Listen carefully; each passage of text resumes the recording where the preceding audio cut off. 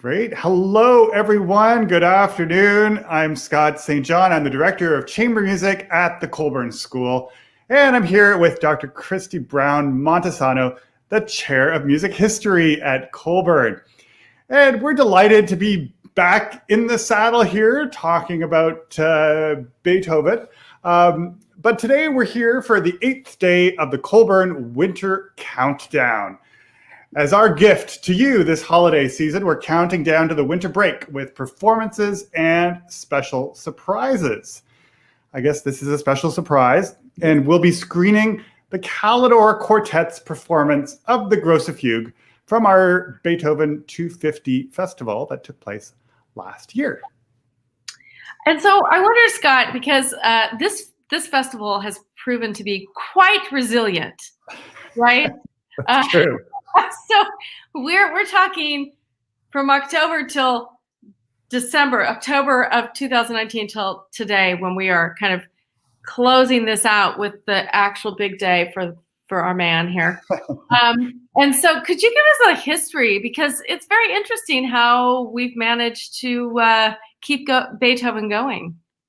That's true. That's true. So yeah, moving the clock backwards a little bit, in October 2019, we at Colburn were immersed in Beethoven for a week that was built around the string quartet cycle. And so students and faculty and the Calidore Quartet, we played the quartet cycle over 6 concerts in Zipper Hall. And so we celebrated Beethoven's 250th birthday and also honored our longtime faculty legend, Arnold Steinhardt, and actually my teacher when I was in school. And so it's funny that at the time, I think we thought, and a lot of people were like, aren't you celebrating Beethoven's birthday a little bit early? Because we were a little bit ahead of 2020. But in retrospect, we were actually somewhat fortunate in having the festival before the pandemic. And so it's been kind of amazing that we've been able to revisit all the quartets over the internet starting last May, when Kristi and I started doing these weekly Beethoven chats, which I enjoyed tremendously, and I think really we have managed to stretch out this Beethoven celebration past a year and maybe actually into 14 months altogether.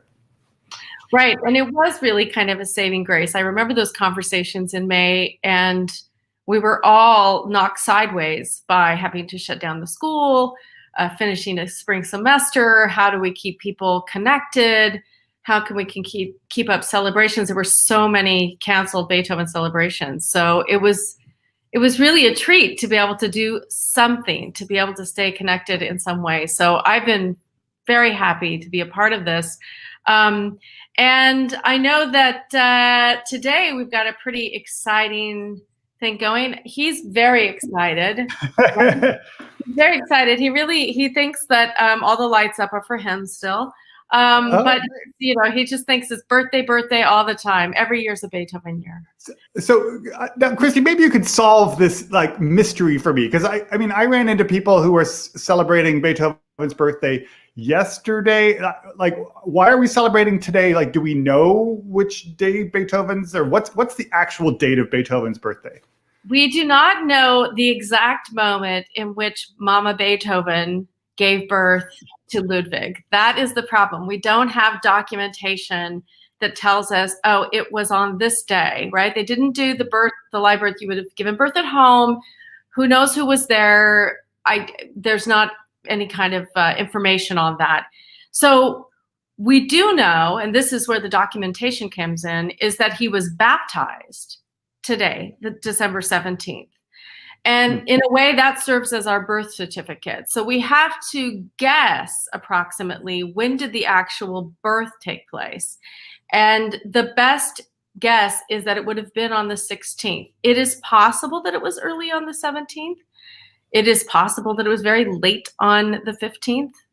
I'm kind of partial to the 16th, so I tend to think about that. But if you want an actual, we know it as a fact, he was let's say, born officially, it's with this baptismal record. And that was important. And how can we guess that it was so close to? We're not talking about the kind of thing that people think about christenings today or brisses or anything like.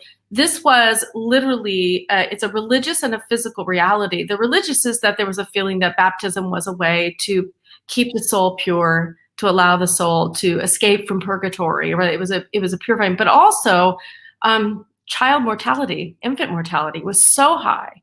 And there was an earlier son, in fact, who had been named Ludwig as well, who the parents, Beethoven, had lost.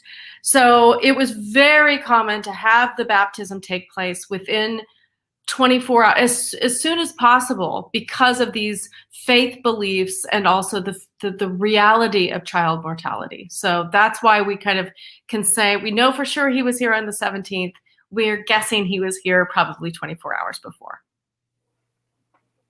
Wow. So that's what we're doing. And it's interesting because we're celebrating the birthday through two ways. We're going to celebrate his birth through this official day, but we're looking at very late works. So we're also looking at an entire life. And I like that idea of celebrating an entire life. The Grosse Fuge being one of the last works that we have, originally the finale for Opus 130.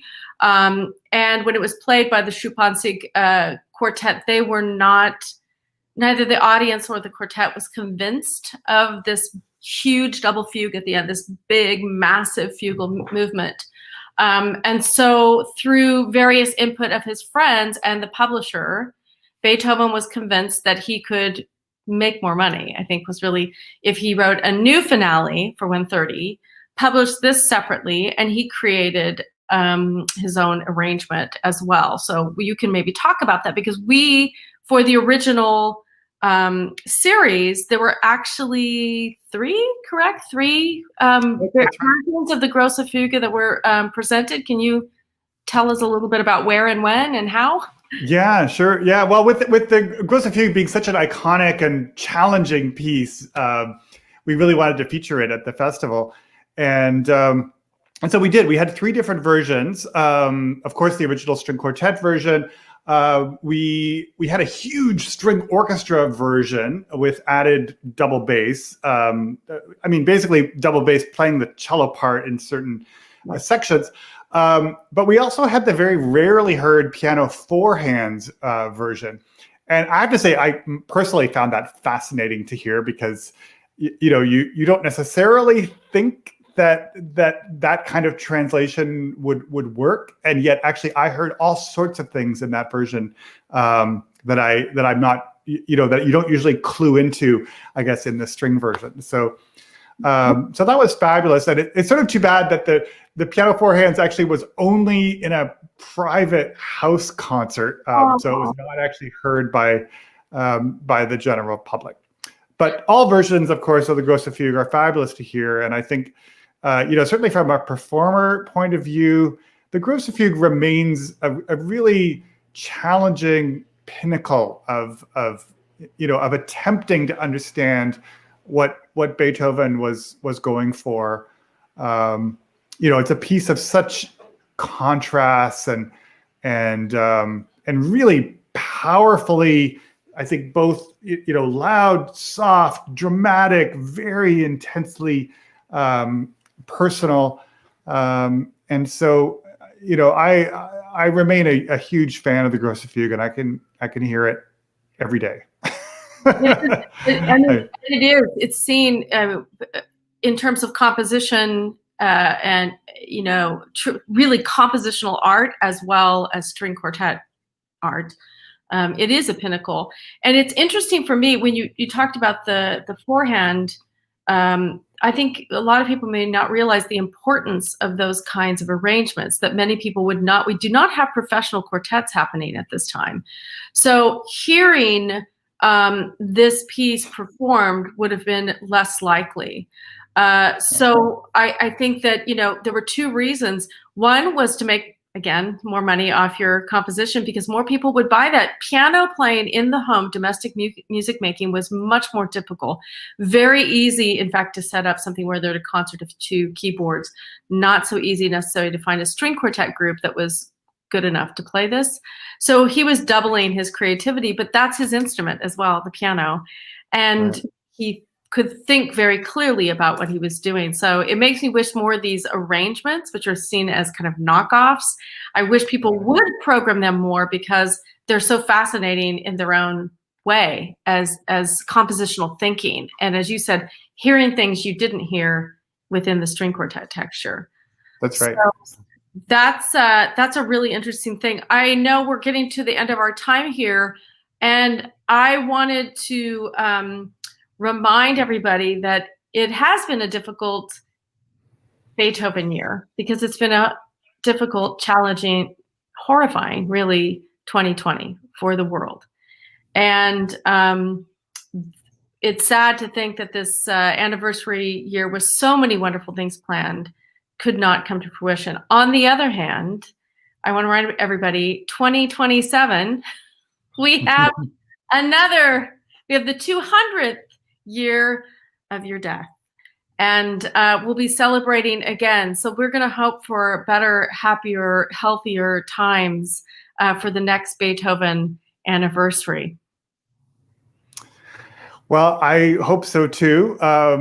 We can really always celebrate Beethoven. I think he's kind of a universal character to celebrate. But since we are leaving Beethoven now, I guess it's a time to say thanks to everyone for all the fabulous experiences that we've had through this Beethoven festival and the later live streams. Thank you, Kristi, for all the good chats that we've had. And I'll just give a little plug for the Calidore Quartet. They did about half of the quartets during our Beethoven 250 festival, and they are really a Colburn School success story. They were founded at the Colburn School in 2010. They're wonderful people. It was so great to have them back for that week last October. The two violinists are Jeffrey Myers and Ryan Meehan. Jeremy Berry is the violist, and Estelle Choi is the cellist. So shall we go ahead and get to the music? Yes, everybody enjoy. And of course, we wish you a wonderful end of year holiday season and happy 2021 when it arrives. That's great. Well, thanks, Kristi. And so let's hear Beethoven's Quartet Opus 133, the massive Grosse Fugue, with the Calidore Quartet from Zipper Hall at the Colburn School in downtown Los Angeles.